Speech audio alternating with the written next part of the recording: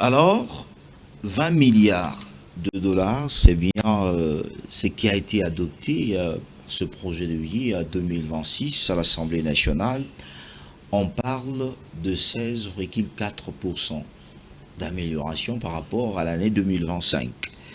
La question reste de se poser, pour quelle priorité, au moment où nous connaissons très bien que la partie Est est attaquée, il y a la gratuité de l'enseignement, la vie sociale et aussi sur le plan agricole, beaucoup, même les entrepreneurs, certains attendent que le gouvernement puisse penser pour eux, pour qu'ils puissent aussi aller de l'avant. Comment limiter le coulage de recettes? Nous allons discuter sur ce plateau avec la presse de Kinshasa qui est avec moi sur ce plateau. Eddy Kaniki, bienvenue. Merci beaucoup Félix Chamala. Tout le plaisir est pour moi de retrouver encore une fois la crème de la presse de Kinshasa, pourquoi pas de la République démocratique du Congo. Presse 26, plaisir de retrouver ces téléspectateurs, comme d'ailleurs tout le samedi et les dimanches.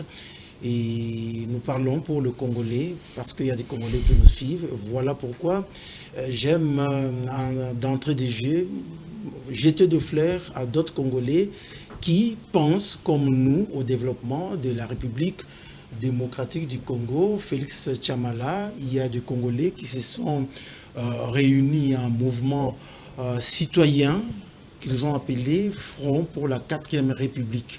J'ai écouté ça, ouais, Front pour la 4e République. Oui, ils veulent quoi? Voilà, j'ai essayé de suivre justement de près ses amis et j'ai vu quelque chose de spécial, c'est qu'ils ne sont pas justement dans le changement de la Constitution comme objectif, mais ils sont plutôt dans le changement de la gouvernance. Or, la gouvernance est tributaire à la Constitution.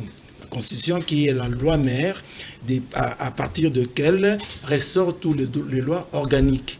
Alors, au regard de leurs analyses, ils estiment que les différentes constitutions de la République démocratique du Congo ont été généralement conçues à l'extérieur pour la mentalité qui ne correspond pas à la mentalité congolaise. Conséquence, cette exportation, n'est-ce pas, du contenu de la Constitution fait qu'aujourd'hui, nous avons notamment beaucoup d'institutions. Vous avez la présidence de la République, l'Assemblée nationale, le Sénat, les assemblées provinciaux, les gouvernements provinciaux, les gouverneurs de la ville. À toutes ces institutions, il faut attacher leur administration, et pour le gouvernement, il faut attacher le personnel qui compose les ministères. Ça fait comme ça une crème de Congolais, plus ou moins $3000. Et j'ai dit 3000 personnes simplement dans l'ensemble qui bouffent le gros du budget de la République démocratique du Congo. Et ils ont estimé donc que le Front pour la 4e République a estimé donc qu'il n'y a pas équité. Pourquoi la minorité doit-elle profiter de plus que ce que doit ou de ce que profite la majorité des Congolais? Et donc, le Front pour la 4e République se repose sur l'équité et l'égalité dans la 4e République. Mais je posé quand même la question. Est-ce qu'ils ne sont pas manipulés par le pouvoir actuel? Parce que j'aurais des informations. Être manipulés par le pouvoir...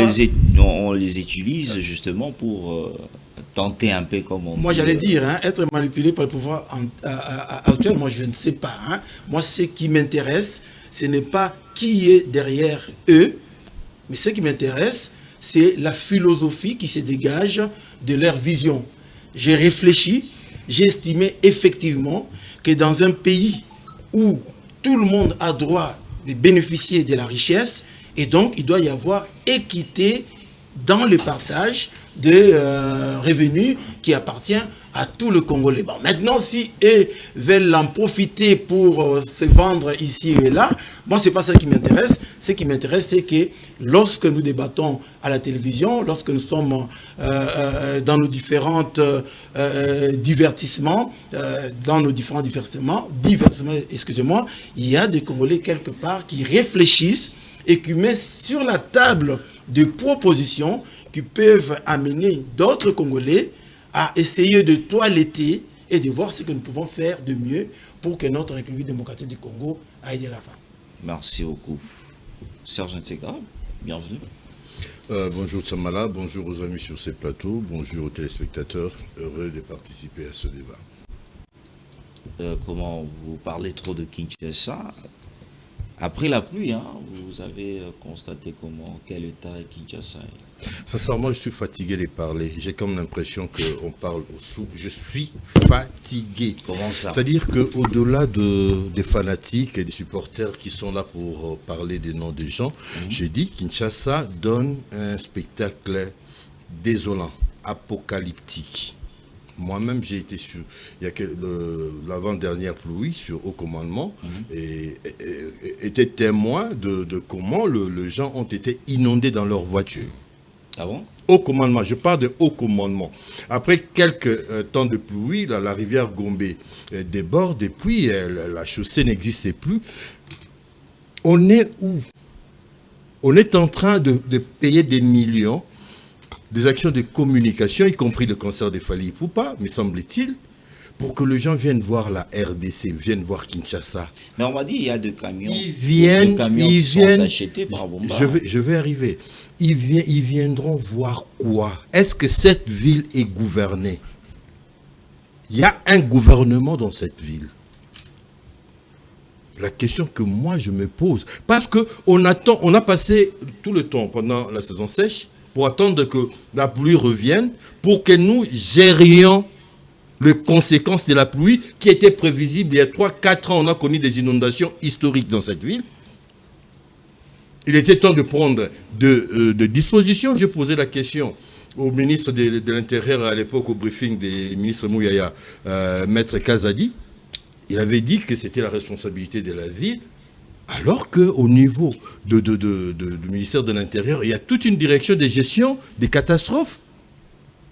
Des gens qui sont payés pour imaginer et anticiper sur des solutions. Vous parlez des 100 camions. Kinshasa produit 12 000 tonnes de déchets jour. 12 000. Vous connaissez 12 000?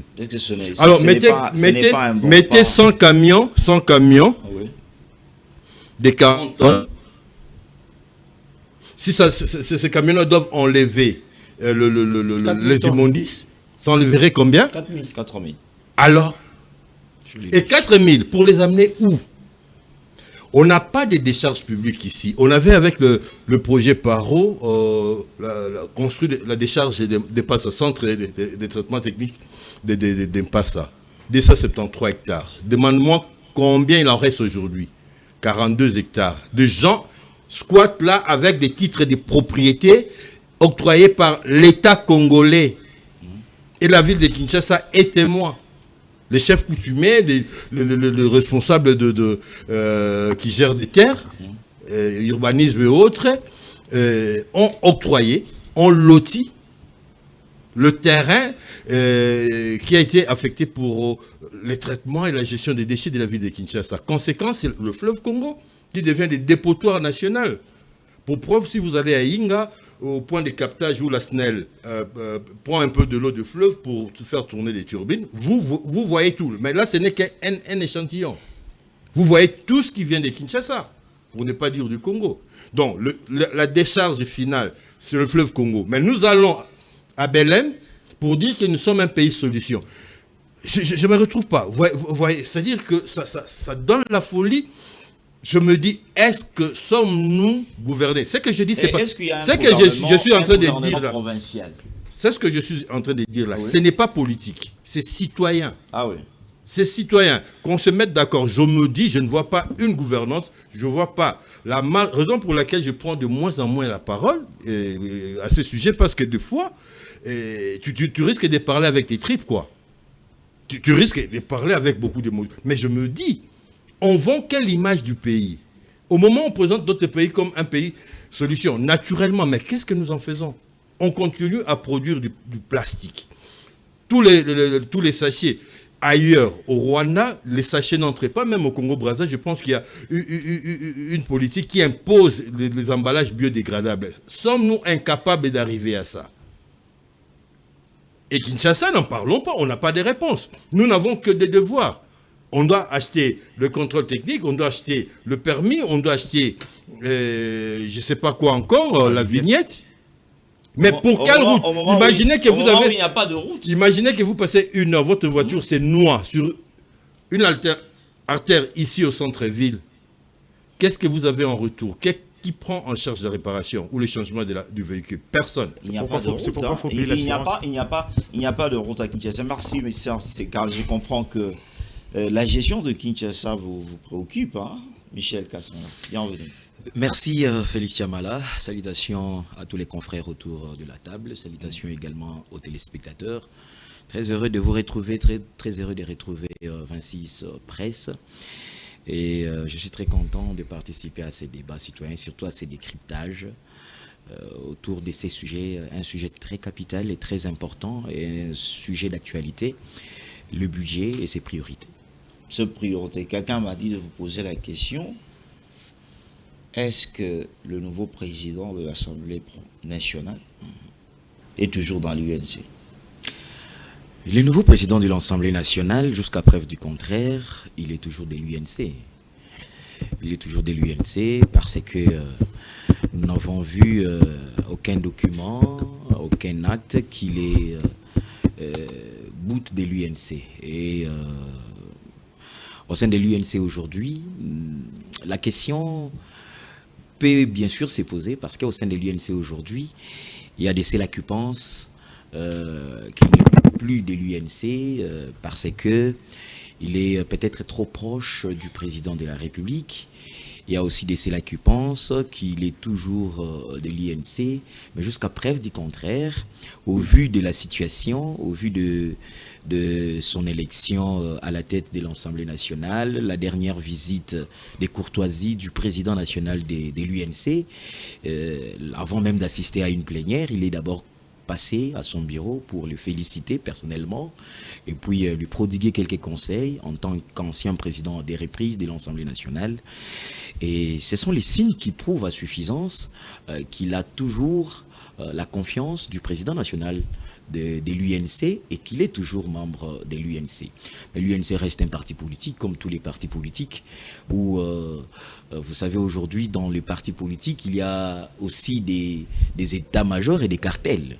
Et surtout que Aimé Bourgi Sangara, qui est le nouveau président de l'Assemblée nationale dont vous faites allusion, fait partie depuis un certain moment de membres du gouvernement qu'on ne touchait pas, presque. Qu'on ne touchait pas par le président de la République parce qu'il a aussi gagné un peu la confiance du président de la République. Mais nous allons aussi nous rappeler que cette confiance, il ne l'a pas gagnée aujourd'hui. C'était un ancien ambassadeur itinérant du président de la République à la présidence de la République. Et depuis tout ce temps, ils ont quand même noué des relations qui font qu'aujourd'hui, il bénéficie et la confiance du président de la République, mais aussi la confiance du président, de l'ancien président de l'Assemblée nationale, son président du parti, qui est l'honorable Vital Kamerhe. Et donc la question se pose, mais la réponse, je crois que jusqu'à preuve du contraire, Aimé Bourgi Sangara reste membre de l'UNC. De l'UNC. Michael Didiana, bienvenue. Merci Félix. Heureux de retrouver ce plateau. Je vais voir rester calme là quand on parle de Kinshasa.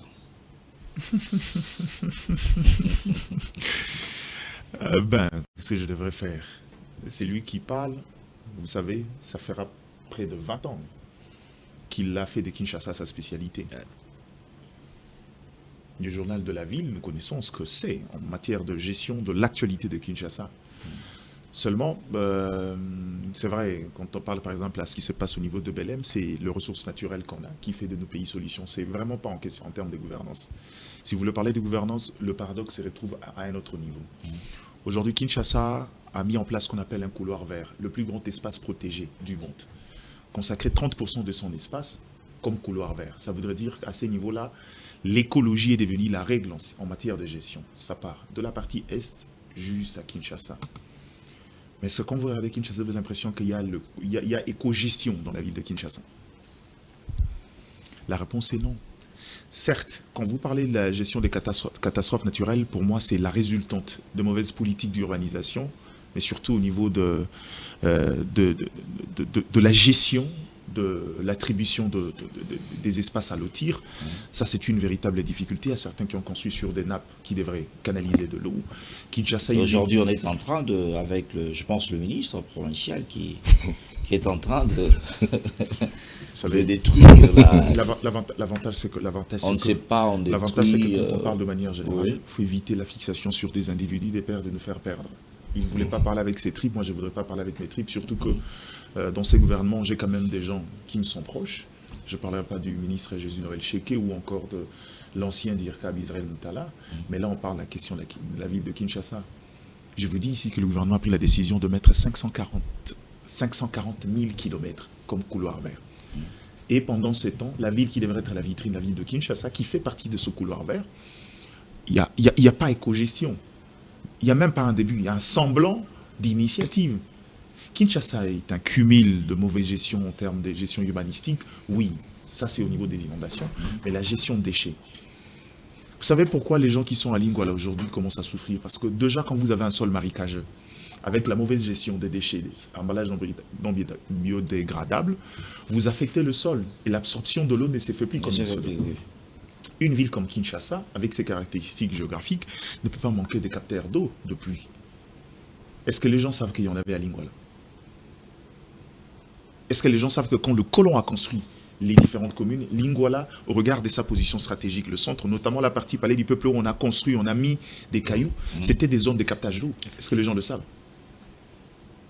C'est-à-dire que l'État détruit lui-même et on est surpris des résultats après. Et on trouve de problèmes ailleurs. Non, mais en fait, c'est pas question de problème ailleurs. Nous, on fait la politique de maintien. Si on était une équipe de football, nous, on serait une équipe de maintien.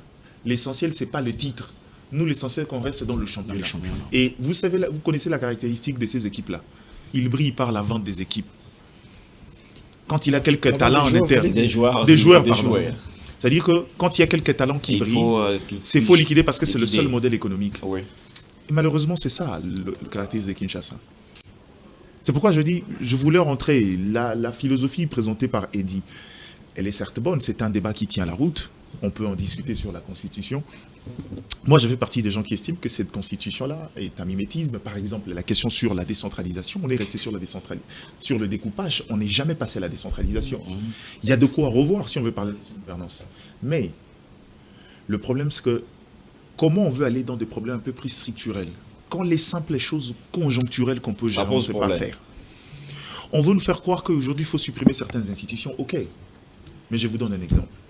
Aujourd'hui, avec la compensation sur le secteur pétrolier, l'État congolais, sur le 281 millions, on a réussi à enlever, notamment ceux qui consommaient le gros du carburant dans le secteur minier et les autres géants. L'État a économisé 250 millions de dollars américains. On n'a payé que 31 millions depuis le début du trimestre 2025. Qu'est-ce qu'on fait de 250 millions?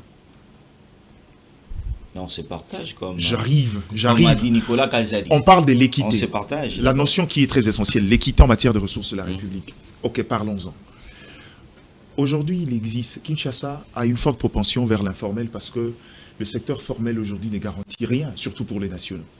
Ouvrez ne serait-ce qu'une boutique au coin de votre avenue. Les degrés d'agents de l'État que vous aurez là-bas, vous allez vite fermer. L'État exerce une pression... Quand vous posez cette question, je me rappelle quelqu'un qui vend au grand marché, qui a dit ils ont reçu des agents. Non, là c'est encore mieux. Des agents se qualifiant comme agents de l'IGF. Regarde. l'IGF... Non, calmez-vous. Oui. Ça, déjà, ça c'est une bêtise. On ne va pas entrer dans ça. Ce qu'il a dit là, c'est une bêtise. L'IGF ne peut pas arriver à ces niveaux-là. Ils se sont présentés au marché comme des agents de l'IGF. On va tirer dans la police. Déjà à ces niveaux-là, quand je dis, on parlait de l'équité, mais quel est le mécanisme qui permettra à l'État aujourd'hui de pouvoir redistribuer la richesse? C'est dans les dépenses sociales. Et la seule zone d'équité, c'était les carburants. Où l'État paye pour nous, pour que nous n'achetons pas les carburants au prix réel. Et avec ce qui devrait avoir de l'incidence sur le prix de transport. Ce qui n'est pas le cas parce que le secteur du transport, là encore, c'est un cas. C'est un autre problème. Les gens regardent souvent le prisme de l'État, mais mettez-vous à la place de privé. L'État de route, les embouteillages constamment, le manque à gagner qu'ils ont également. Vouloir imposer un prix, c'est bien, mais est-ce que vous tenez compte de la rentabilité de ces bus et des engins que les autres mettent sur la route? Ce qui fait dire qu'il faut constamment être en discussion. Mais l'État congolais lui-même, la plupart de ses dépenses de consommation, il effectue où? Je vais vous donner un exemple d'un ami commun qu'on a ici, qui est venu de la diaspora, qui se bat avec son garage ici. Mathieu Takiza. Takiza, oui. L'État congolais, en ce qui concerne la plupart des engins de l'État, rien que pour l'entretien, on le donne aux Libanais. Aux Libanais, ah oui. Et on néglige le Congolais. Hein. Et après, on va Bon, en fait, insulter... vous parlez des Made in Congo. Oui. Quand votre propre consommation est externe, vous, l'État, vous parlez d'équité. Et quand on fait ça, il existe une institution, l'agence de la promotion de la classe moyenne, qui, malheureusement, j'ai eu vent de quelques propositions faites lors de cette table ronde, qui voulait justement que l'État entre dans l'intégration, que l'État commence à consommer lui-même auprès de ses opérateurs locaux, pas dans l'idée de créer une concurrence déloyale avec les autres qui ont aussi de l'expertise, qui constituent un marché, un pouvoir qui influe dans le secteur de l'emploi. Mais le problème, c'est d'établir une discrimination positive pour permettre aux nationaux qui ont un faible capital de pouvoir se reconstituer et rivaliser avec les autres. Est-ce que pour ça, on a besoin? Il suffit d'un décret. Tous les ministères, trouvez-vous, pour les histoires d'engins et autres, pour les consommations des meubles et autres, au lieu d'aller chez les Libanais, Borev et autres, les gens qui brûlent des Delvaux, faites un effort de leur donner. Mais ce n'est pas de pourcentage qui les amène là-bas. Que je dois, si on amène ça, je dois gagner combien, ainsi de suite. Mais vous mettez, j'allais dire une bêtise, vous mettez le doigt dans la fourche de la tortue. Comment ça? Le complexe est étatique. Quand un Libanais amène un marché, avec comme la facture générale des 10 000, on ne discute pas. On le lui donne calmement parce que, par présomption, on estime qu'il a la compétence. Amener, même s'il n'y en a pas. Généralement, ils n'en ont pas, parce que le gros du travail, les marchés qu'ils gagnent, ce sont les Congolais qui exécutent. Allez dans les bâtiments aujourd'hui. La plupart de vos immeubles que vous voyez construire ici, les Libanais gagnent les marchés de construction. La déco interne, les finitions en interne, ce sont les jeunes gens congolais. Parfois pour $200, $300. Bon, maintenant, est-ce que pour ça on a besoin de changer la Constitution? Mais les autres, avant de récupérer la parole, les autres disent que le Congolais, les entrepreneurs congolais sont moins sérieux. Jamal était Congolais. C'est ce qui les accuse. Je voulais dire un mot par rapport à la proposition de changement des constitutions, franc pour le 4e repris. J'ai eu à discuter avec l'ancien bourgmestre de Barumbu de Kinshasa, Rossi Kiwa, qui est parmi les ténors de ce mouvement. Bon, je dis, bon, ça procède certainement d'une réflexion. Je me dis, mais avant d'attaquer la Constitution, parce je pense qu'ils ont lu les différents textes des lois, en commençant par la loi fondamentale, le loi Bourg, jusqu'à celle que la Constitution que nous avons là, que nous avons là. Et il y a des lois aussi particulières qui, des fois, permettent l'exécution. Oui. Alors, je me dis, ils ont pensé aussi, avant d'arriver à certaines décisions ou à la mise en place de certaines structures, c'était des évaluations, des expériences, des états généraux, des échanges profonds pour parvenir aux résolutions qui ont été à l'origine de tout cela. Est-ce qu'on a mis tout cela? On peut enlever tout ce que nous avons maintenant, parce que par le passé, dans la MPR, c'était Kinshasa, avant le 2006, la Constitution de 2006, il y avait le gouverneur, les chefs de division, et il n'y avait pas d'assemblée provinciale. Est-ce qu'aujourd'hui, c'est mieux qu'hier? Alors, si cette démarche n'est pas politique, moi je conseillerais qu'on approfondisse un peu, la réflexion, qu'on le fasse pas justement, parce qu'à un certain moment, les chefs de l'État avait émis l'idée d'échanger des constitutions et on lui a prêté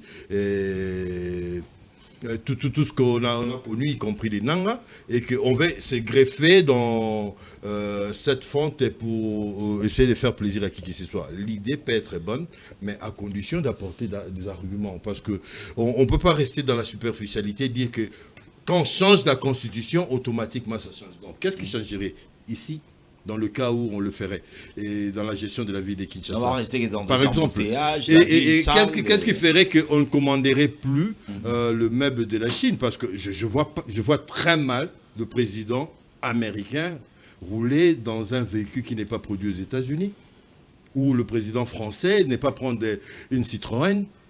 Et pourquoi nous? Regardez nos officiels, je ne parle pas des véhicules, mais il y a Ocasol qui peut habiller les gens ici. Il y a des artisans aujourd'hui, des magasins des Libanais qui vendent des lits et tout le reste. C'est pas importé, hein. C'est travaillé ici, comme Diana venait de le dire. Ils le commandent parfois à Delvaux. C'est travaillé par des Congolais. Mais le Congo bashing voudrait qu'on ne croit pas en nous. Même nos officiels, s'ils ont des communications sérieuses à faire, ils vont sur 24, France 24. On a ACP, on a RTNC. Qui regarde France 24?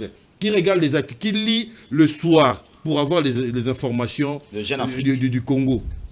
Jeune Afrique, bon, c'est africain, mais si vous voulez vous adresser aux Congolais, vous allez chez Jeune Afrique.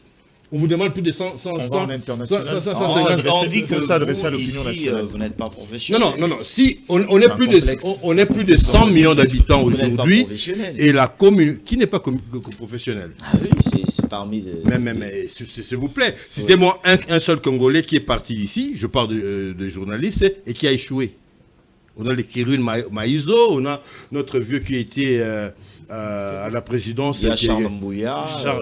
Charles Mbouya, pour ne pas les citer. Les gens parlent de Charles Mbouya. Avant Charles Mbouya, Canal+, il y avait Sandra Chiombo. L'ami de mon vieux Kibambi Shintoa, qui était à la communication du président, qui était chez RFI, qui a échoué. C'est-à-dire que le commandant. Donc, nous devons tous aller chez les Blancs pour qu'on soit acceptés chez nous.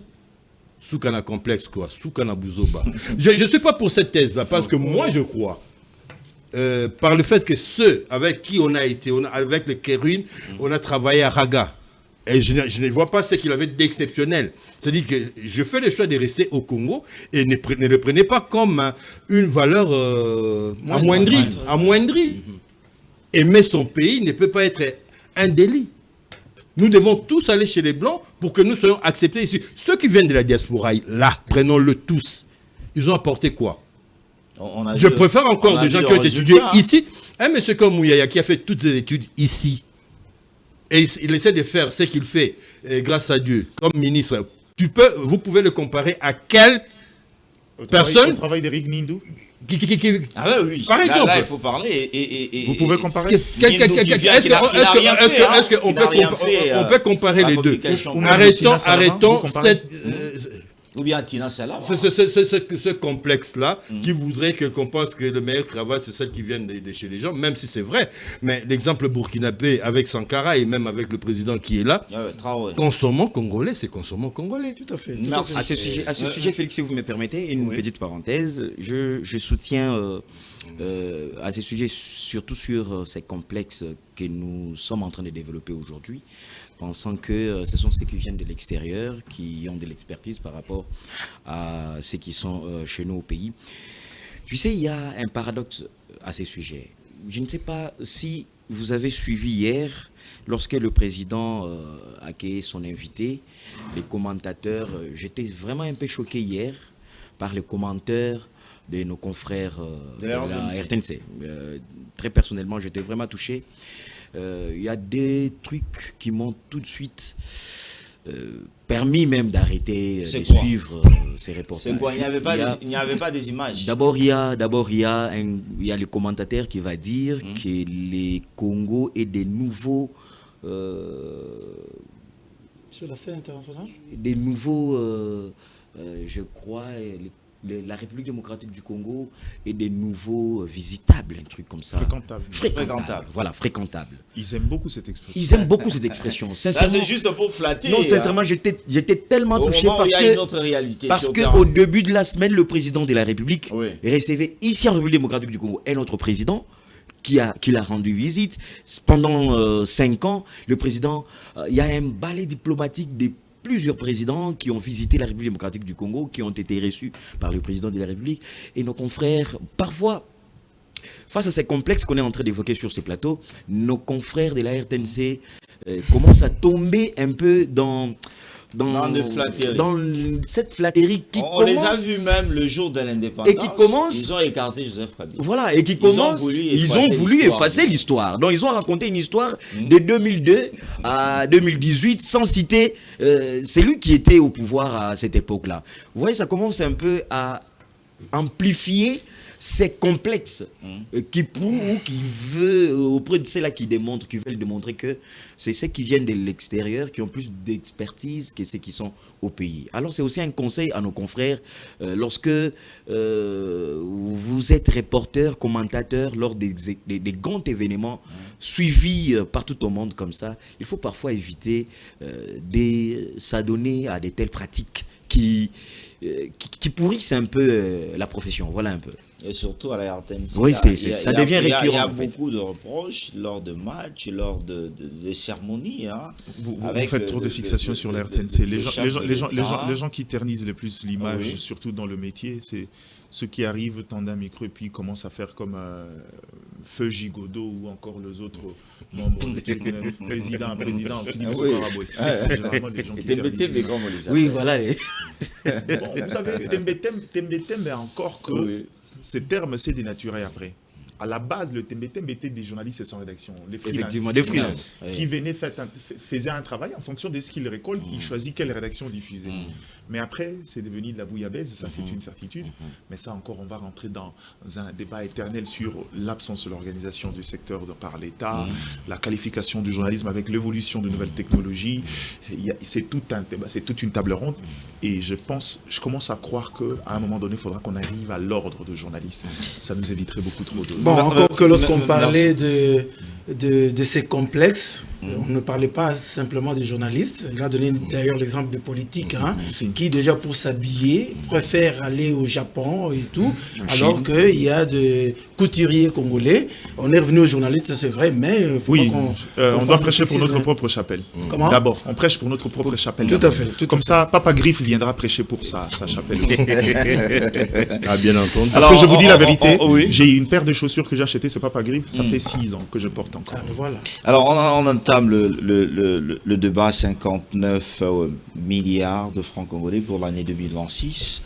Une hausse de 16% Eddy Kaniki par rapport au budget de l'année passée 2025. Nous étions avec vous ici, vous avez parlé de 20 milliards de dollars. J'étais cette fois-là assis à la place de... Vous avez dit avec le 20 milliards de dollars, c'est-à-dire le Congolais, vont se retrouver. Naturellement, déjà dans votre question, vous faites bien de souligner qu'il y a une progression. De 16%. Et ça, c'est ce que moi j'aime. À partir du moment où on ne recule pas, ça veut dire qu'on avance. Et dans le cas en présence ou dans le cas sous examen, vous avez laissé entrevoir que nous sommes en train d'avancer. Ça veut dire que si quelqu'un était payé 150 000 francs congolais hier, plus le budget augmente, donc on ouvre une opportunité d'augmenter également la ratio salariale de chaque individu appartenant dans les différents services publics. C'est ce qui s'est fait. Ça, nous sommes dans le budget 2026, vous me dites c'est ce qui s'est fait. Non, parce que... C'est ce qui s'est fait quand en 2026, nous ne sommes pas encore. Justement, parce qu'avec Tshisekedi, on n'a pas commencé avec 20 milliards, il y a eu 8 milliards, 16 milliards, 10 milliards, on était en train d'avancer, mais on remarque que tout reste comme dans les temps passés. Bon, je ne sais pas de quel côté vous vous retrouvez, parce que cette question, vous me la posez chaque fois que je suis sur votre plateau. Et à chaque fois, je n'arrête pas de vous démontrer que justement, on ne fait pas du surplace. Vous dites que Félix Tshisekedi ou le gouvernement actuel a trouvé un budget de 4-6 milliards, a-t-on appris, et qu'aujourd'hui, il en est arrivé 2025 à 16 milliards, mais vous dites que l'enveloppe salariale est restée le même. Moi, je me dis que peut-être que vous ne vous êtes pas renseigné, parce que vous vous souviendrez que l'enveloppe n'est pas restée justement le même dans la mesure où il y avait près de 150 000 non payés, NP j'allais dire, non payés, 150 000 équivalents à 2 stades de martyrs pleins, NP, qui avaient 0 franc. Aujourd'hui, lorsque vous allez voir, là je parle dans le secteur de l'enseignement, précisément, aujourd'hui si vous allez voir, vous allez trouver qu'ils ont une enveloppe aujourd'hui de pas moins de 300 000 francs congolais. Vous multipliez 300 000 francs congolais par 150 000 NP, vous voyez le montant qui ressort. D'où vient ces montants-là, d'où vient cette enveloppe-là, si ce n'est pas tributaire justement à l'augmentation du budget national. Lorsque vous avez comment vous appelez ça, la solde des militaires, des policiers et tout le reste qui est multiplié par 2. Vous multipliez par le nombre de militaires, de policiers et de services de sécurité. C'est pas par 2. Le militaire, c'est pas par 2. C'est par 4. C'est par 4. Alors, vous Ils sont à $500 maintenant. Ils donnaient $200. Vous multipliez cela, ça vous donne une enveloppe que nous ne saurons pas calculer. C'est qui sont au front ou bien tous les militaires? Là, il faut préciser, hein, parce que je sais que quand on parle de $500, c'est pour ceux qui sont au front. Il y a ceci, il y a ceci. La règle dans l'armée, c'est que la notion de l'équité est une valeur sûre. Voilà. Donc, en tout cas, peu importe qu'ils soient au front ou pas, ils n'ont plus la même solde qu'ils avaient hier. Je suis en train donc de vous démontrer qu'il y a une différence que vous ne faites pas à ressortir. Et cette différence est due à quoi? Cette différence est due nécessairement ou obligatoirement par le fait que l'enveloppe globale de l'État a progressé. Alors, vous voulez savoir si c'est cela qui se passe? Ouais, je vous ai démontré que c'est cela qui se passe simplement avec le fonctionnaire, les enseignants et, on va dire, pris d'une manière générale, les services de sécurité. Alors, plus on augmente, plus les enveloppes de chaque département de la vie publique augmentent également. Si vous dites que le budget a augmenté de 16%, moi, je voudrais rappeler que le budget de la défense et de la sécurité, lui, a augmenté de 30%. Je vais dire, il atteint maintenant 30%. Là on parle de pourcentage en économie. Lorsqu'il y a bien les chiffres qui sont là, il n'y a pas moyen d'aller de gauche à droite. Mais on remarque qu'avec tout ce qu'on a comme budget, ainsi de suite, ici on parle de la faisabilité. Oui, mais la faisabilité, on n'y arrive pas toujours. Je ne sais pas, vous revenez toujours, on n'y arrive pas, alors que je viens justement de vous démontrer qu'on arrive. Je dis ceci, le budget antérieur, 2025, quote-part réservée à l'armée, 15-16%. Budget 2026, prévisionnel, n'est-ce pas? Projet de budget, parce qu'il n'a pas encore été adopté, il est maintenant au toilettage dans la commission. Donc, prévision pour 2026, armée et sécurité, 30% du budget global. Le 15% 30% de 20 milliards 300 millions de dollars. Ce qui veut dire automatiquement qu'au niveau de l'armée et de la sécurité, il y aura une évolution, il y aura un changement. Encore qu'on n'y est pas encore à la deuxième partie de votre question, lorsque vous avez parlé comment faire pour éviter le coulage des recettes. Oui. Là, on y arrivera. Mais en tout cas, en termes de prévision, on voit que, parce que vous parliez de quelles sont les priorités, on voit que l'État congolais a compris que tant qu'il n'y aura pas la paix à l'Est, ça veut dire que la République démocratique du Congo aura du mal à décoller. Parce que la majeure partie du budget national est concentré justement sur la partie Est de la République. Mais ils n'ont pas oublié, ceux qui ont cousu ces budgets, ils n'ont pas oublié qu'il y a d'autres secteurs de la vie nationale qui sont tout aussi prioritaires, notamment le secteur de l'investissement. Ici, dans l'investissement, j'ai compris que le gouvernement a vu que sans infrastructure routière notamment, on aura du mal à développer l'intérieur de notre pays. C'est comme ça qu'ils ont repris une quote-part pour poursuivre avec le projet PEDEL 145 territoires qui permet à la fois de développer le Congo d'une manière équitable. Si on doit revenir sur le mot équitable, développer le Congo d'une manière équitable, parce que c'est dans toutes les provinces que de manière, on va dire, concomitante, ils vont se passer les travaux de réhabilitation des infrastructures routières notamment, mais ainsi que les autres infrastructures publiques. Et il y a également la santé et l'éducation. L'éducation, il y a notamment la gratuité de l'enseignement, qui est toujours le programme phare, si vous voulez dire, qui fait partie du point phare dans la vision du chef de l'État. Quelque chose qui a commencé il y a 3-4 ans, qui aujourd'hui se poursuit encore, alors que les oiseaux de mauvais augure avaient pensé que c'est quelque chose qui allait peut-être se limiter dans le temps, une année, 2 ans, pourquoi pas.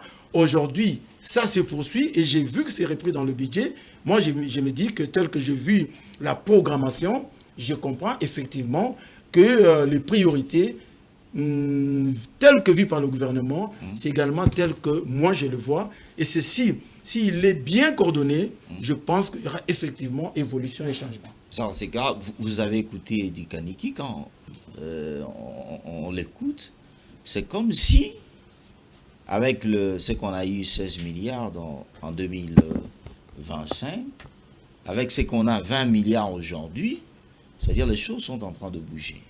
Et sur place, beaucoup de Congolais ne partagent pas l'idée d'Eddy Kaniki. Mais c'est vrai par rapport aux tendances, disons, en attendant la confirmation de ce travail-là par la commission ECOFIN qui va donner la dernière mouture, et il se dégage effectivement une évolution. Mais je reste admiratif par rapport à l'angélisme qui entoure cette progression de budget. Hein. Et ça devient même l'objet des arguments politiques dans les états-majors de la majorité. Ils disent que voilà, nous sommes partis de 4 milliards, on est à 20 milliards.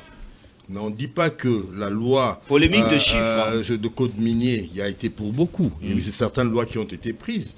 Il faut reconnaître quand même l'orthodoxie par rapport aux institutions de Bretton Woods qui accordent une certaine crédibilité dans la gestion financière, hein, même s'il y a des revues où on fait des observations, mais il y a une sorte de confiance qui apporte aussi une manne à ces budgets-là, donc en dehors de ce que nous produisons ici.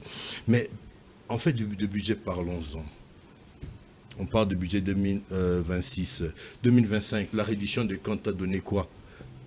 Ou va donner quoi? Le budget de 16 milliards a été exécuté à hauteur de combien? De pourcents? Il y a des rubriques, je suis très content que vous citiez des rubriques. Mais avez-vous entendu parler des dépassements budgétaires? Quand on dit on va donner X montant à l'enseignement et qu'à la présidence de la République ou à l'Assemblée, ils sont à 200% des dépenses. Où est-ce qu'ils trouvent l'argent? C'est ainsi que moi je dis.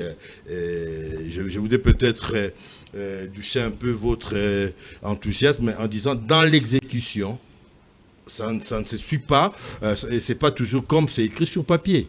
Parce qu'il y a des gens, des institutions qui pensent qu'ils sont prioritaires, ils ont droit à tout. Ça, c'est de 1. Mais le budget est toujours fait donc recette et équilibre. Où est-ce qu'on trouve l'argent? Parce que le budget, ce n'est pas l'argent comptant. Le budget, nous pensons que nous pouvons avoir 20 milliards. Mais où est-ce que... Oui, pour les recettes, pour les recettes, on connaît comment ça s'est fait. Mais pour les recettes, la mobilisation, où est-ce qu'on va trouver l'argent? Tant qu'on aura une économie basée essentiellement sur le mining, le bois, et puis la contribution, les impôts, mais on tournera en rond. On est à 20 milliards, mais on est à plus de 100 millions. Si vous faites des ratios, vous verrez ce qui revient, plus ou moins, si on veut raisonner bêtement, à chaque Congolais.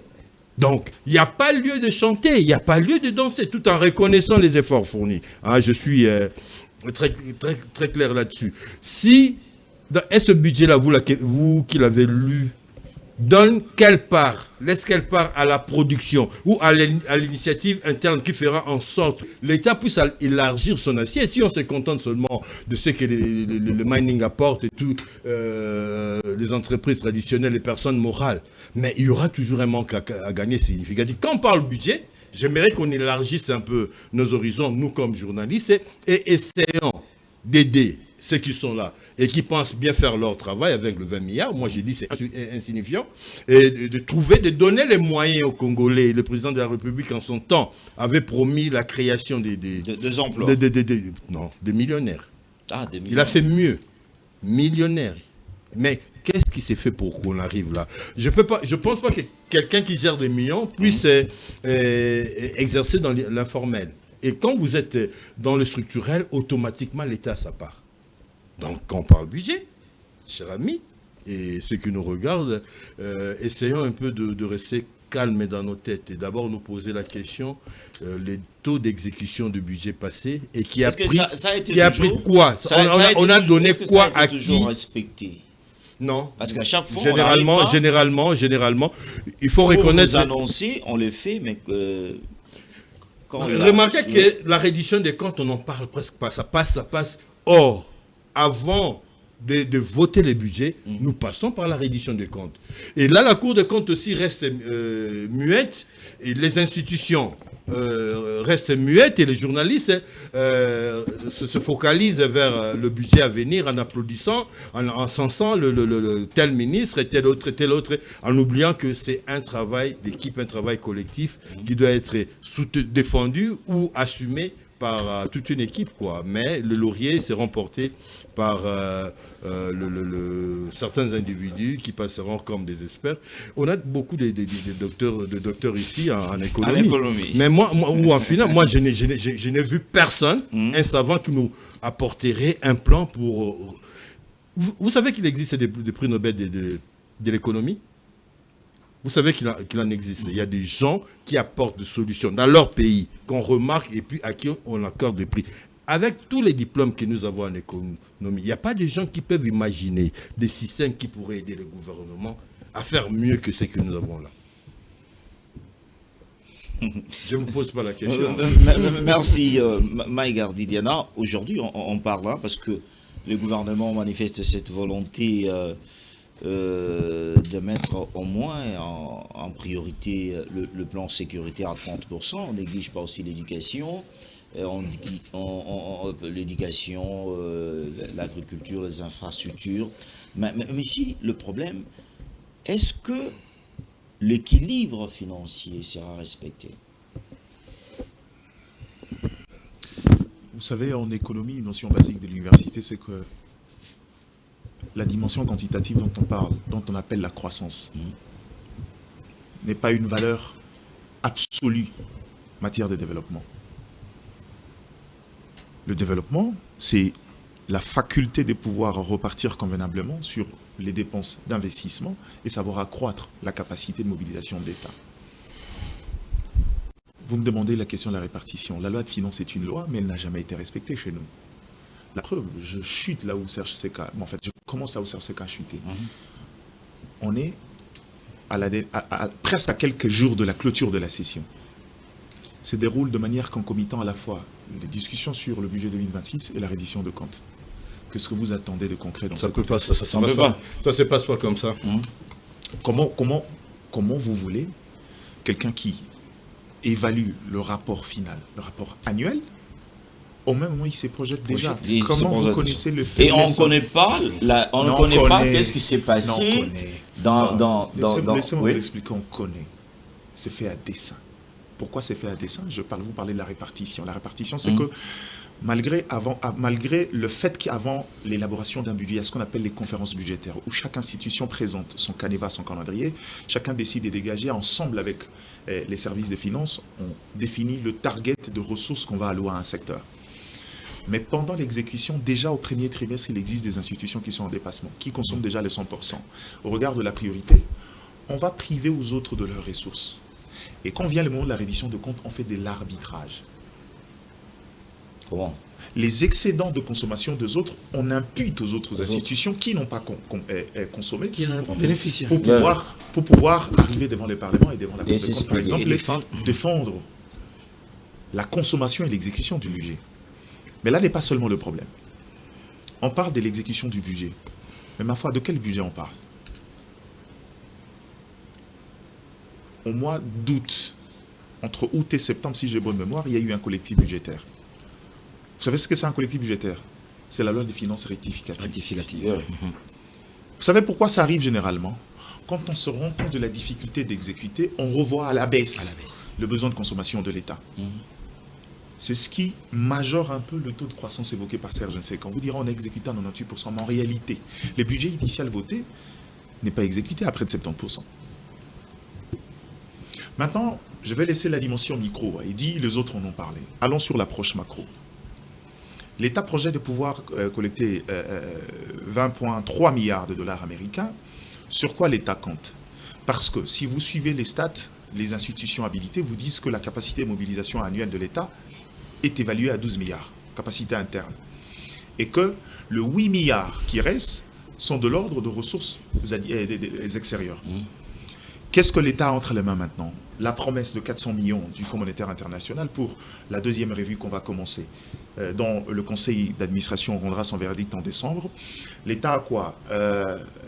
La cagnotte de la révision du contrat chinois, 320 millions de dollars par an, qui intègre également la balance des paiements, ou les 400 millions du Fonds monétaire en appui budgétaire.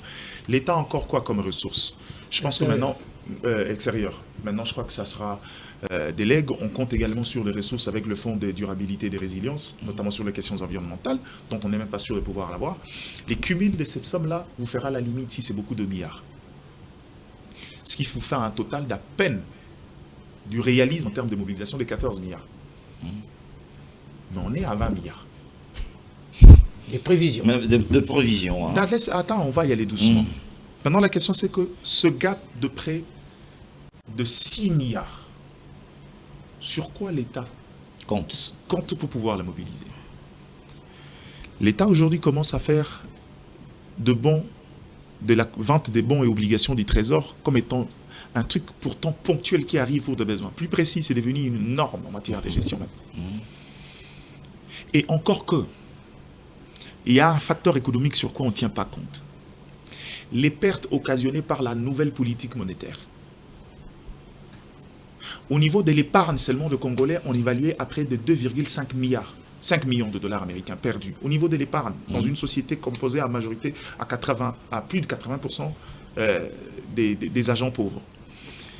Et au-delà de ça, l'État, on ne vous a pas dit en matière de consommation, pour la plupart des sociétés.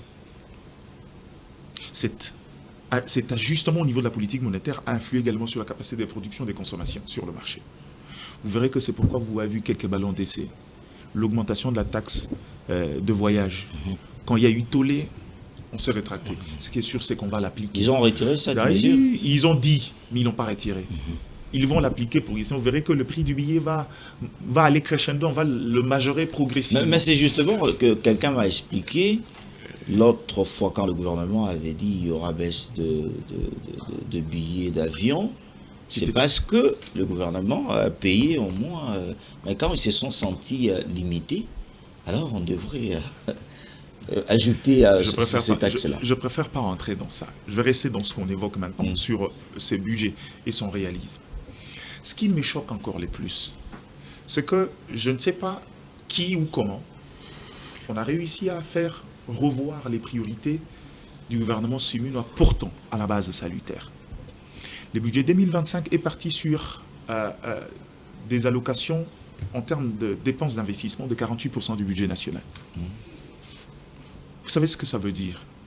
C'est-à-dire permettre à l'État de constituer un capital productif pour aller vers les projets intégrateurs et soutenir l'économie réelle. Lisez les budgets 2026. Il n'y a rien. On n'en parle pas. Pourquoi? Parce que déjà le budget 2025, l'exécution des dépenses d'investissement ne dépasse pas 15%, alors que c'était à 48%. L'État, je vais emprunter le mot de Serge Seka, dans l'angélisme économique qu'on veut faire, sur quoi on compte? Sur quelques réformes. On pense qu'aujourd'hui, l'intégration de la facture normalisée permettra à l'État, ça c'est une vérité, permettra à l'État de gagner un peu plus en matière de collecte de la TVA. Cette réforme était complémentaire à la réforme de la TVA depuis 2012, mais je ne sais pas pourquoi on en arrive maintenant. L'État compte sur les réformes comme le compte unique des trésors et la direction générale du trésor pour canaliser les dépenses de l'État.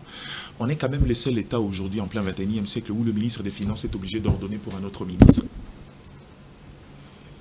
C'est généralement ces leviers-là qui lui permettent parfois de donner de l'argent plus à d'autres institutions et détenir les ressources des autres. Et puis on va venir maintenant à imputer aux autres les dépenses qui n'ont pas effectuées. Or, avec certaines réformes, si on le fait, chacun dispose de ses ressources, on dépense. Dès que vos lignes sont au rouge, quoi j'y qui?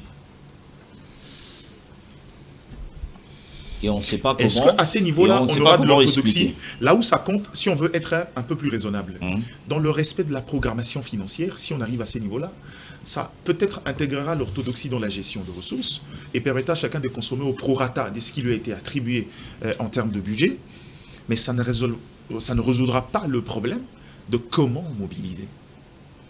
Le coulage de recettes, oui, il y en a suffisamment, notamment avec... J'ai toujours dit, le fichier de la DGI n'est pas réaliste. Le fichier de la DGI n'est pas réaliste. En termes des assujettis de la DGI, c'est pas réaliste. Et si vous regardez, il y a un nombre important de sociétés qui passent outre. Le cadrage macro-fiscal n'existe pas chez nous. Et ça, c'est un travail des fonds qu'il faudra faire. Donc vous comprenez qu'on est dans une projection, j'ai comme l'impression, permettez-moi peut-être pour la seule fois je vais citer un individu, j'ai comme l'impression que l'actuel, il est VPM, non? Mositou. Oui. L'actuel VPM du budget veut nous montrer le biceps. Comment ça? Quelqu'un qui a de... C'est pour la première fois que je vois le ministre du budget aux côtés du ministère des Finances pour aller galvaniser les régies financières. Ce n'est pas vos prérogatives. Mais on a dit il a de l'expérience. Je vais très vite fermer cette parenthèse pour que ça ne tombe pas dans la politique. Vous comprenez qu'on est dans un contexte où, au regard des situations, si on veut donner beaucoup de marge à l'État, ces budgets de manière réaliste peut avoisiner à peine de 15 milliards. Même pas le 16 milliards précédent. Au regard de contexte. Parce que quand je dis ça, on intègre le fait de la perte de 9% de ressources de l'État avec la scission fiscale de la partie Est, où c'est 400 millions de dollars le mois. Faites les calculs l'année, ça vous fait combien? Les 400 millions qu'on perd là-bas, c'est exactement l'appui budgétaire que le FMI nous apporte. Mais nous, on le perd par mois. Par mois. Vous comprenez?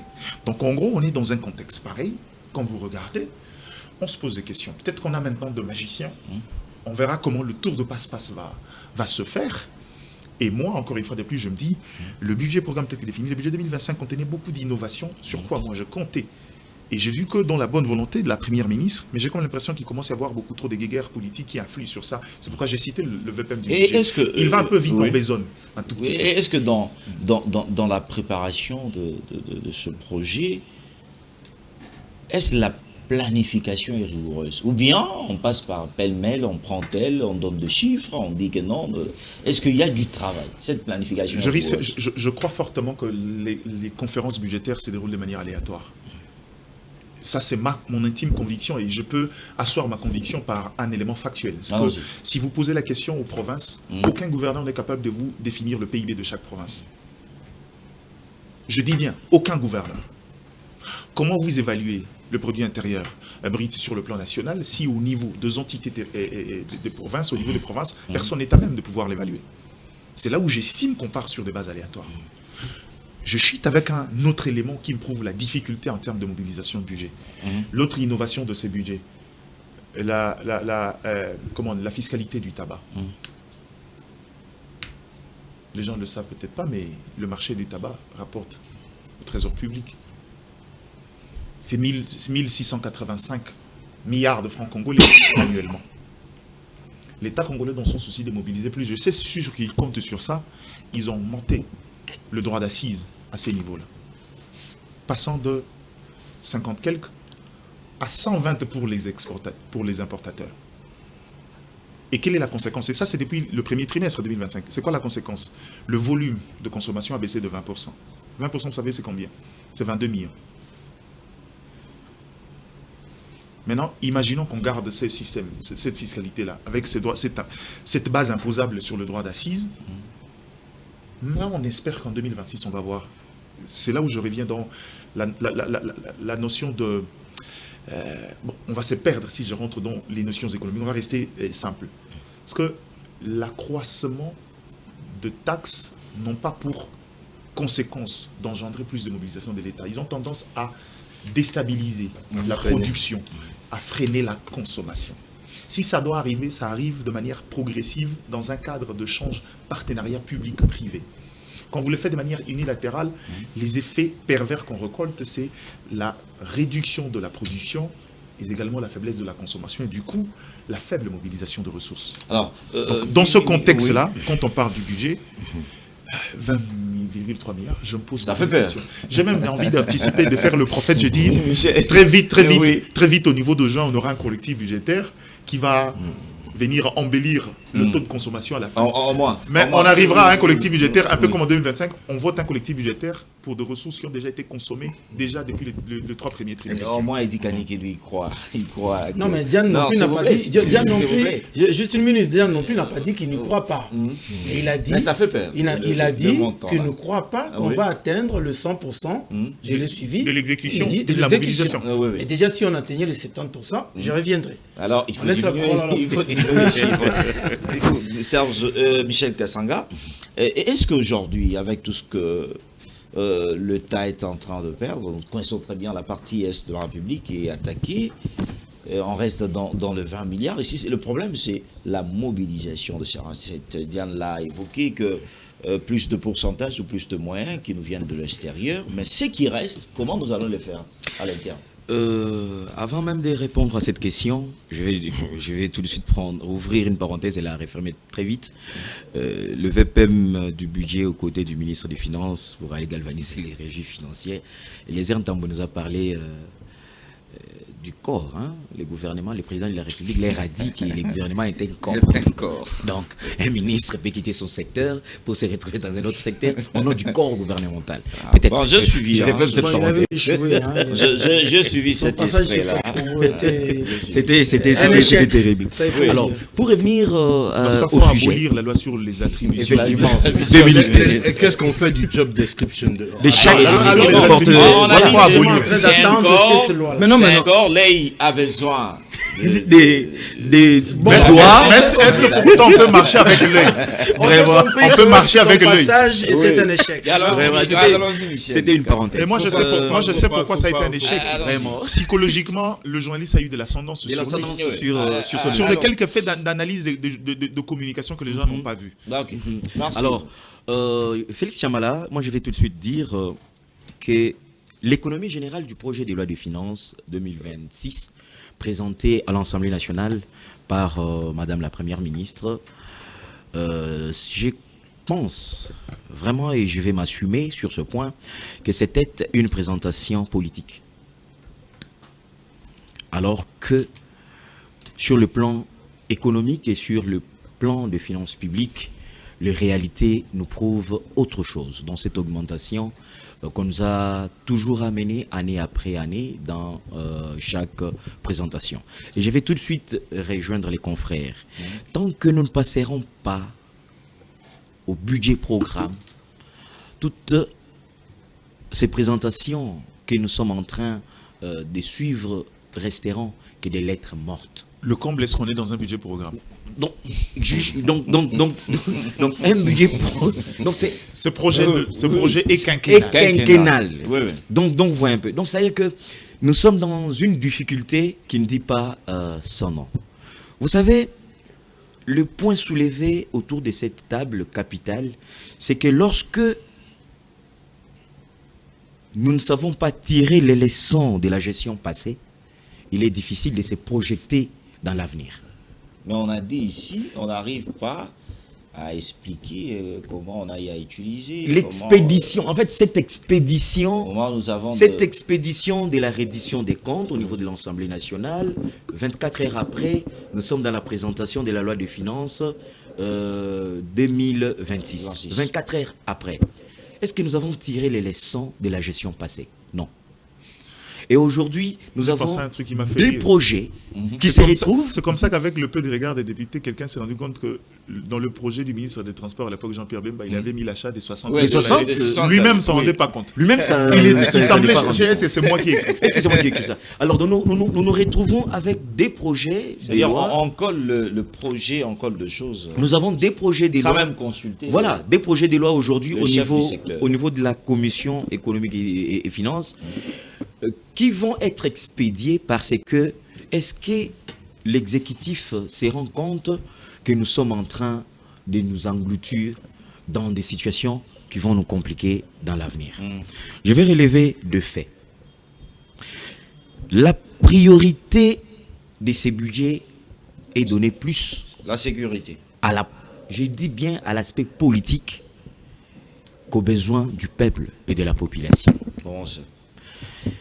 Est-ce que vous avez pris le temps d'évaluer, par exemple, les dépenses administratives dans ce budget 2026? Vous allez vous rendre compte que les dépenses, par exemple, de la présidence de la République et des administrations vont... Donc, leur consommation est à environ 1,32 milliard de dollars. À la présidence. Présidence de la République et les autres administrations, la primature et le vice-primature. Présidence de la République, primature et le vice-primature. Nous les calculons, nous les estimons à environ 1,32 milliards dans ces budgets présentés. Ils ont fait un effort. Le budget passé, ils étaient à plus de 2 milliards. 2 milliards. Donc, et lorsque nous allons revenir dans les rectifications, vous allez vous rendre compte que ça va encore augmenter. Ça, ce sont des prévisions, comme nous avons dit. Et il y a des passements. Et il y aura des passements, il y aura ceci, il y aura ceci, il y aura ceci. Mais qu'est-ce que le peuple attend dans ces budgets? Pendant que le peuple attend de l'eau, l'électricité, la fin à la situation sécuritaire précaire dans l'Est de la République démocratique du Congo et dans l'Ouest également, parce qu'on semble oublier la question dans les Maïndombe, les Mobondo et 27 millions de Congolais en état de détresse alimentaire. 27 millions confirmés. C'est ce que nous sommes en train d'attendre aujourd'hui. Alors vous allez vous rendre compte que les institutions politiques du pays, la consommation de ces institutions fait froid dans les dos. Le président avait parlé qu'on puisse au moins réduire le train de vie. Dans notre pays, nous avons la facilité de dire des choses. Nous avons la facilité de parler. Mais c'est dans l'exécution où ça pose toujours problème. Et aujourd'hui, nous nous rendons compte qu'il y a évolution. Nous parlons de l'évolution. Depuis que le président Félix Tshisekedi est en fonction, nous parlons de l'évolution. Nous sommes partis d'autant de milliards à autant. Aujourd'hui, nous parlons des 20 milliards quelque chose. Mais est-ce que dans la faisabilité, le peuple se retrouve dans la faisabilité? Est-ce que dans la faisabilité, la population retrouve ses priorités? Est-ce que la population a de l'eau? Est-ce que l'éducation est au niveau où la population l'attend? Est-ce que la santé? Est-ce que la sécurité? Est-ce que tous ces secteurs vitaux de la population congolaise sont directement pris en charge? Je crois que non. Voilà pourquoi moi tout de suite j'ai dit que la présentation de la première ministre semble être plus politique qu'économique et financière. Parce que les chiffres, nous pouvons les avancer. Mais lorsque on peut même les inventer. Nous pouvons même les inventer. Pour faire plaisir. Mais lorsque le peuple... Non, en économie réelle, les chiffres, ça s'invente pas. Ça s'invente pas. Non, j'ai dit pour faire plaisir. Alors, pour faire plaisir. Lorsqu'il est dans le domaine de la projection, elle peut se tromper, mais pas inventer. Est-ce que vous savez que les derniers collectifs budgétaires relevés, nous a relevé une réalité passée sous silence d'une augmentation de 1,2 milliard de dollars sur le budget de 2024, par exemple, par les gouvernements en plein exercice budgétaire. Mais c'est passé sous silence. Et même au niveau de l'Assemblée nationale, c'est passé sous silence. La vraie question que moi je me pose aujourd'hui, c'est que le député aujourd'hui commence à se contenter de frais de lecture du projet de loi de finances. Ça signifie, avant de lire, bien sûr, avant la présentation du projet de loi de finances, il y a toujours une prime de lecture au niveau de l'Assemblée nationale. Non, vous avez donné un nom. Ça s'appelle les invisibles et il n'y a pas de nom. Ils sont payés pour tout à la fin. Même pour respirer au sein de l'hémicycle, effectivement, ils sont payés. Effectivement. Alors, cette lecture, est-ce que les députés font réellement la lecture de ces projets de loi de finances lorsqu'il est déposé à l'Assemblée nationale? C'est peu, hein, qu'il est... Parce que lorsque... Peut-on annuler un service pour lequel on a été rémunéré? Posons-nous cette question. Parce que vous avez touché cette prime de lecture à la veille ils ont touché cette prime de lecture. Non, mais ça, c'est pour la première fois que j'entends ce mot, la prime de lecture. Mais est-ce qu'ils se sont rendus compte C'est pour la première fois que j'entends ça. de ce qui est mis à l'intérieur de ces projets de loi de finances? Est-ce qu'ils se sont rendus compte des priorités? Je me rappelle encore, avec l'ancien président de l'Assemblée nationale, nous avons vu, avant même le dépôt du projet de loi de finances 2026, le président de l'Assemblée nationale, l'ancien Vital Kamerhe, avait convoqué le ministre des Finances, le ministre du Budget. À l'époque, c'était l'actuel président de l'Assemblée nationale, Aimé Bougie, à l'époque, ministre d'État au budget, pour échanger autour des priorités de la population. En fonction de quoi? C'était en fonction des rapports de vacances parlementaires de députés. Lorsque l'Assemblée nationale avait synthétisé ces rapports, ils avaient relevé les priorités soulevées par la population congolaise dans toutes les circonscriptions électorales et sur toute l'étendue de la République démocratique du Congo. Et il avait convoqué à l'Assemblée nationale le ministre des Finances, le ministre du Budget, je crois il y avait 4 ministres qui étaient convoqués pour essayer d'échanger avec eux au départ, avant même la tenue des conférences budgétaires, autour des priorités de la population congolaise. Regardez ce que la population voudrait voir dans le prochain budget. Regardez. Mais lors de la présentation, nous nous rendons compte que ces priorités de la population, apparemment, n'ont pas été prises en compte. Merci. On me montre qu'il nous reste quelques minutes. 2 minutes, on termine avec comment limiter le coulage de recettes publiques. Nous connaissons ça.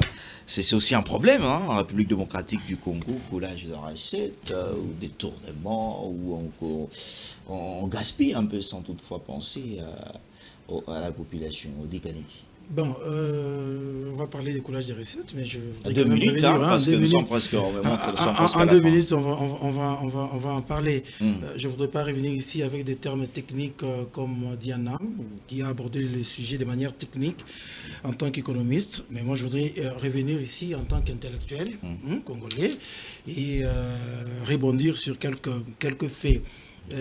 Moi, je suis friand de la théorie du verre à moitié plein et verre à moitié vide. Quand je regarde mes amis qui ont intervenu sur le plateau, ils ont abordé la partie du verre à moitié vide, tout en n'excluant pas ou en ne rejetant pas les thèses ou les analyses et les interventions que j'avais apportées. C'est aussi ça, la contribution de chacun qui rend forte la démocratie. Voyez-vous, le budget 2025, j'ai dit le budget 2026, lorsqu'on dit qu'elle a progressé de 15%, ce n'est pas sur base du budget 2025, mais sur base du budget comment vous dites ça, rectificatif. Voyez-vous, après rectification, le budget 2026 a été élaboré et on a estimé travailler sur le progrès de 15% sur le budget rectificatif dont faisait allusion Diana tout à l'heure. Et moi, j'ai vu, avant l'élaboration du budget, j'ai vu justement le ministre du budget, Adolphe Muzito, faire le tour marathon de tous les services publics, plus d'une manière générale, ou de la majorité des services publics, pour dégager le besoin de chaque service, ce qui aiderait à la conception du budget. Je voudrais supposer ici qu'il reste honnête et donc je me base sur ces services rendus pour dire que si on a établi les budgets à 20,3 milliards de dollars, c'est un budget étudié non seulement par Adolphe Muzito qui après s'est organisé pour rencontrer à la fois le ministre de l'économie et le ministre des Finances, avec qui ils ont mis la dernière main pour élaborer. Le coulage des recettes, je vais en parler juste en quelques secondes, parce que le principe existe déjà pour éviter le coulage des recettes. Mais je reviens ici parce qu'on dit que la part de la population, on ne la voit pas. C'est ce que je ne comprends pas. Même alors que le budget soit exécuté à 65%, ou alors à 55%, en tout cas à pas moins de 50%, ça veut dire que la population, cette population-là, s'est retrouvée dans l'exécution du budget. C'est une passion. Bon, je ne sais pas ce que je dois dire sur le coulage des recettes. Le principe est établi. Nous avons mis il y a le conseil économique, il y a la Cour des comptes, il y a même l'IGF, il y a tous les services que nous avons mis en place pour, par exemple, dans le cas de l'IGF, pour examiner les dossiers financiers, non pas en aval, mais en amont. Accompagner l'étude sur le budget d'investissement dans des structures, dans des ministères, dans des institutions différentes. Et donc, si on appliquait, ces institutions qui sont installées justement pour pouvoir suivre les dépenses, si ces institutions se mettaient à l'œuvre, moi je crois que tout de suite... Comment? Merci. Non, mais moi je crois que tout de suite, alors, on va éviter le coulage des recettes parce que, imaginez-vous, qu'avant que l'IGF soit requinqué, le coulage des recettes était beaucoup plus que ce que l'on vit aujourd'hui. Merci. De fraude qui persiste toujours, la mauvaise gestion même qui prive l'État de revenus importants. Comment on va limiter ça? Rapidement, que chacun reste à sa place et les vaches ne seront que bien gardées. Nous dites au ministre des Budgets qu'il fasse son travail. Moi, je pense qu'on doit avoir une présomption de confiance, de savoir que ceux qui sont dans les autres ministères savent leur travail. Ils sont payés pour faire ce travail-là. Et s'il y a quelqu'un qui déborde de son cadre pour aller dire aux autres ce qu'ils vont faire, je pense que c'est vraiment le début du désordre. C'est le début du désordre. Je ne pense pas dans son secteur, tout est OK, tout est organisé. Limiter le coulage, papa. Au niveau des entreprises, je prends par exemple une structure comme la DGI. Quand on désigne les assignations, mettre en place des mécanismes de contrôle pour voir comment on les exécute. Mais à la fin, motiver. Est-ce que vous pouvez savoir ce qu'on appelle la plus-value, ce qu'on a réalisé en plus au niveau de la DGI? Ce n'est pas payé de manière automatique. Alors que l'argent rentre dans la caisse de l'entreprise, parce que je pense que le dégrèvement s'est fait de manière automatique, et si quand ils sont payés, ils ont leur pourcentage. Comment se fait-il que les gens qui travaillent dans ces régies qui aident l'État à avoir le moyen de sa politique, soient dans l'état de manque, qui ne rentrent pas dans leurs droits? Mais c'est dangereux, et c'est le cas pour les autres régies, y compris la DGRK ici à Kinshasa. Ces gens-là, ils vont se faire payer. Ah ouais. Moi, je descends au niveau le plus bas, mais au niveau le plus élevé. Le professeur Moukoko qui nous a apporté ces mots-là, ces termes-là, et encore là, Dieu merci pour nous, il est dans le gouvernement. Chaque année, je pense qu'ils ont des séminaires au niveau du gouvernement pour renforcement des capacités éthiques. C'est-à-dire que tant qu'on n'aura pas un Congolais, des types de Congolais éthiques, moraux, qui respecteront le bien de l'État, c'est-à-dire une éducation civique à tous les niveaux qui pourrait appeler au respect des biens de l'État. Tout cela, c'est qu'on a négligé par la base, je termine. Oui. Le respect des biens de l'État, la rue, la lumière publique, le réverbère, et on amène cet incivisme même au niveau de la gestion de l'État. C'est ça ce que nous sommes en train de voir. Michel Kessangala. Coulage des recettes, tout de suite une parenthèse, les tours marathons du VPM du budget dans les services publics.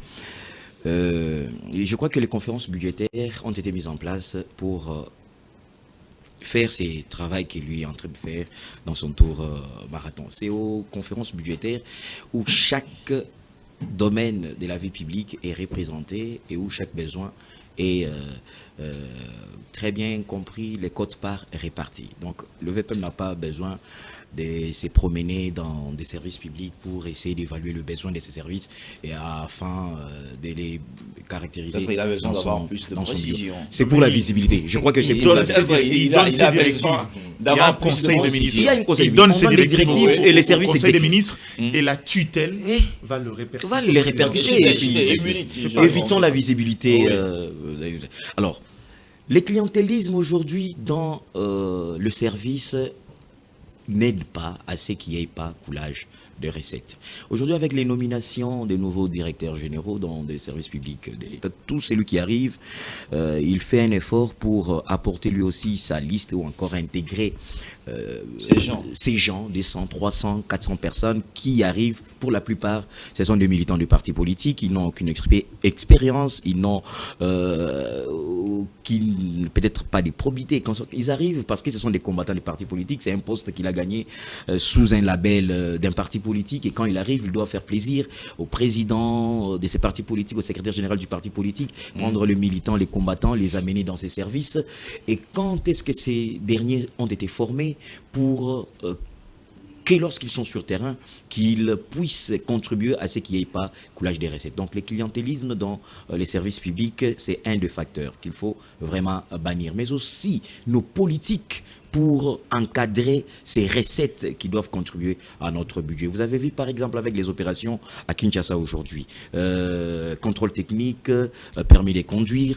Vous circulez en ville, circulez sur les boulevards du 31, vous allez voir que la plupart des conducteurs ont préféré stationner leurs véhicules, ont préféré garer leurs véhicules en lieu et place de se conformer afin que ces recettes puissent entrer dans les trésors publics. Donc, canalisons, essayons aussi de revoir nos politiques de canalisation de ces recettes afin que ces recettes contribuent effectivement au trésor public. Je crois qu'en parlant de coulage de recettes, la première de règle, c'est aujourd'hui de pouvoir revoir un peu le système fiscal congolais. J'ai dit ici tantôt, la DGI n'a pas un fichier optimisé dans la mesure où l'ancien inspecteur chef de service de l'IGF, Julia Linguet, avant son départ, a fait un travail de monitoring avec, où on a dégagé un peu plus de 500 sociétés qui étaient soit dans des prête-noms, soit qui étaient en dehors du système fiscal. C'est révélateur du secteur, parmi les indicateurs. Deuxième élément, le népotisme au niveau des services de régie. Un directeur de la DGI qui est conseiller financier d'une société, quand la société doit 200 000 à l'État, ils vont demander à la société de payer la moitié, 50 000 à la caisse, 50 000 pour les individus. Ce sont des natures. Mais l'autre coulage des recettes aussi, c'est la consommation excessive au niveau des institutions de la République. Il faut veiller à la qualité de dépenses qu'on effectue, mais également veiller sur les finalités des dépenses effectuées par l'État. Maintenant, au-delà de ça, si vous voulez partir sur les bases économiques de la RDC, j'ai toujours dit, nous, on est capable de récolter un peu plus, mais seulement le problème, c'est qu'il faut qu'on améliore notre contexte du climat des affaires aujourd'hui. Il faut promouvoir l'investissement local et interne. Je crois que l'État, par le forum sur la table ronde sur l'emploi et l'entrepreneuriat de jeunes, a trouvé une des solutions, c'est permettre à l'État de consommer d'abord auprès des opérateurs locaux avant les expatriés, pour question de redonner du pouvoir d'achat à ces derniers qui souffrent d'un problème de financement. Mais en dehors de ça également, j'évoquerai une autre difficulté qui occasionne le coulage des recettes aujourd'hui, c'est le népotisme au niveau de la contraction des différents contrats, surtout dans les secteurs porteurs comme le secteur minier. Je me rappelle l'idée d'un ami, Donald Cabassel, de mettre en place un inspecteur général de finances, qui a été mise malheureusement un service terne, qui ne sait rien faire, qui s'est accommodé au beefsteak du secteur, qui continue à bouffer. La police des mines n'existe presque pas. Et donc on est dans un contexte d'un endroit qui ne nous permet pas de pouvoir explorer la plupart de nos capacités. Je voulais chuter sur un dernier élément, j'ai entendu les gens parler. Les Quinois finit par s'habituer avec sa bêtise et malheureusement le fait passer sous forme de frustration. Vous savez, il est cohérent et logique de dire aujourd'hui qu'on veut faire le contrôle technique, il n'y a pas de route, ok, mais pourquoi le faire? Non, le problème n'est pas pourquoi le faire. Nous sommes le seul État où n'importe quel véhicule, même des séries anciennes qui sont en rupture de stock et dont l'usine est passée à autre chose, est en circulation. Les gens fréquentent Mongafula ici. Les véhicules qui transportent les trucs du genre penchés là, les dangers qu'on voit là-bas. Je crois que pour moi, il y a une dimension pédagogique. Certes, il y a des problèmes de route, c'est une vérité de fait, mais le contrôle technique vise également à pouvoir décongestionner Kinshasa. Tout et n'importe quoi circule dans Kinshasa. Vous parlez du contrôle, quelqu'un m'a dit, ailleurs, le contrôle du permis est aléatoire. C'est-à-dire quand vous commettez une infraction, on vient poser le livre, mais ça c'est dans un contexte naturel. Nous, on a fait combien d'années? Depuis 2017, il n'y a pas eu de permis de conduire. Donc, il y a eu une mesure coercitive. Le souci, c'est de pousser la plupart des usagers à s'approprier de cette identité assez importante, mais également au-delà de ça, c'est de pouvoir réorganiser la culture et la pédagogie sur la route. Maintenant, il faudra de la mesure dans ce qui s'est fait. J'ai vu un policier qui a fait de la pédagogie avec 2 dames, pour dire, écoute, à ce niveau ici, je devrais, parce que celle qui a le permis, celle qui a le permis est de côté, vous conduisez, vous n'en avez pas. Au nom de la courtoisie, je vais vous permettre d'interchanger, que celle qui a le droit de conduire puisse conduire, mais prochainement, si je vous revois au volant, je vous arrête. Ça également, c'est parmi les mesures qui rétablissent la confiance avec les agents de circulation routière et permettront aux autres de pouvoir se mettre à l'ordre. Donc, ce n'est pas parce qu'il y a les désordres. je cite mon ami Nico Faye parce que c'est de lui qu'il s'agit, qui dit il n'y a pas de route, il n'y avait pas de permis et vous demandez aux gens, vous allez contrôler les gens de permis. Bon, merci beaucoup. Vous reprochez aux gens d'avoir été léthargiques, de ne pas organiser les désordres, de ne pas donner les permis.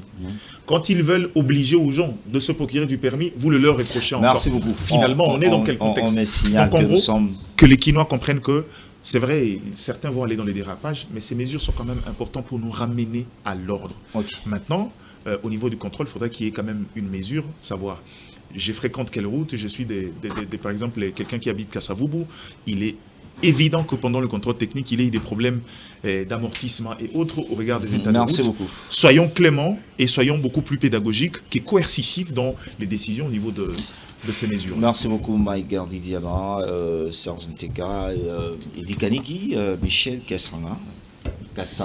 Merci à ce rendez-vous de 26 Presse. Justement, on avait prévu d'en parler. Au moins, on n'a pas crié. Hein, c'est bien la fondation Denise Nyakero Tshisekedi qui, avec de faire de l'éducation le principal pilier, c'est bien désormais l'ISAM dispose d'un atelier industriel qui a été offert par la première dame Denise Nyakero Tshisekedi. C'est une fierté aussi.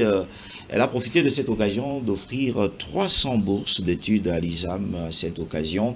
Il faut en féliciter, entre autres, on a vu de machines à coudre industrielles ultra modernes qu'on voit ailleurs, assistées par ordinateur, offrant aussi aux étudiants un environnement d'apprentissage. Ce qui est intéressant dans ça, c'est qu'il a écouté la voix de gens qui disaient qu'il faut aussi aller vers la formation de métier parce que c'est de l'avenir. Effectivement. Maintenant que la bourse Excellencia est devenue une question de l'État, l'État a repris le projet. Maintenant, dans le perspective, c'est aujourd'hui l'idée, c'est de pouvoir encourager la formation des métiers qui ont de l'incidence directe sur l'économie et surtout le besoin de la société. Alors, ce n'est pas seulement à cette dame malheureusement qui pense même à la place des institutions. Effectivement. Parce que c'est la seule qui a pensé. Il y a tout un ministère. C'est la seule qui a pensé aux femmes violées lors de la tentative d'évasion du 1er septembre. Merci beaucoup. Alors qu'il y a un ministre des droits humains. Pour lui, les droits humains, ça dépend des rapports au niveau de l'ONU et la Suisse. Alors je clôture l'émission déjà terminée. Le manque d'électricité. On continue pas les 21 millions de Congolais en manque d'alimentation. Vous savez, non. Alors, on félicite la première dame, l'intelligence. Denise Nyakero Tshisekedi. Nous avons besoin de tels genres de gestes. Aujourd'hui, ces étudiants de l'ISAM vont se sentir à l'aise. Ils ne seront plus complexés. Pourquoi? Parce que elles sont aujourd'hui outillées avec ces machines. Nous ne voulons pas que ça se limite seulement à l'ISAM ici à Kinshasa. Il y a l'ISAM à Lubumbashi, à Goma, à Kisangani, à Mbujimaï. Mais on n'a pas l'ISAM à Mbujimaï. Oui, il y a l'ISAM à Matadi. Non, il y a l'ISAM que je vous dis. sautez Matadi, vous êtes directement à Mbujimaï. Je parle de toutes les villes, mais c'est juste que d'exemple. Merci. Au revoir, on se retrouve la semaine prochaine. Un nouveau numéro.